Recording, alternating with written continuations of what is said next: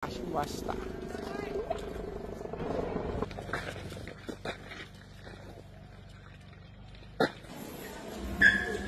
Ngayong Setyembre 22, ipinagdiwang ng aktor na si Jericho Rosales ang kanyang kaarawan.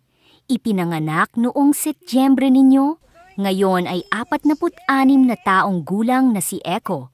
Pero kung titingnan mo, parang hindi tumatanda ang ating Asian drama king.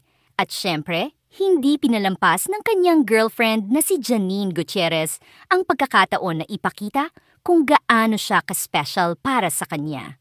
Sa kanyang social media, ibinahagi ni Janine ang isang sweet video compilation na puno ng kanilang travel memories at mga unforgettable moments bilang couple. Makikita sa video ang mga candid moments nila sa kanilang mga biyahe, mga tawanan, simpleng lambingan, at mga eksenang kita ang tunay na closeness at pagmamahalan nila. Sa bawat clip, halatang-halata kung gaano kasaya si Janine at Echo sa piling ng isa't isa. Maraming fans ang kinilig at natuwa sa tribute na ito. May mga nagsabing, "Grabe, ang sweet ni Janine! Perfect sila ni Jericho!" Mayroon ding nagkomento na, "Sana all may ganitong klaseng relasyon, puno ng adventures at pagmamahalan." Kung tutuusin, matagal na ring nagiging inspirasyon ang love story ni na Janine at Jericho. Hindi sila palaging showy sa publiko.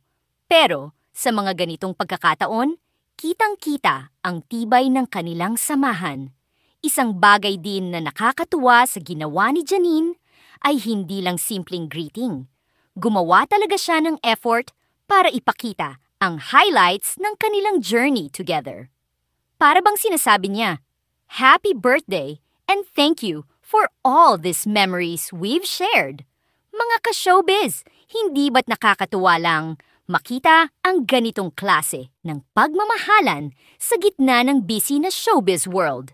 Sa edad na 46, si Jericho Rosales ay hindi lang isang batikang aktor, kundi isa ring inspirasyon pagdating sa love at relationships. Kaya naman, mula rin sa atin dito, happy birthday, Jericho! At congratulations sa inyo ni Janine para sa love na talagang couple goals. Kayo mga kaibigan, anong masasabi ninyo sa sweet birthday greeting na ito ni Janine Gutierrez para kay Jericho Rosales? Nakakakilig ba para sa inyo? I-comment na ang inyong thoughts sa ibaba.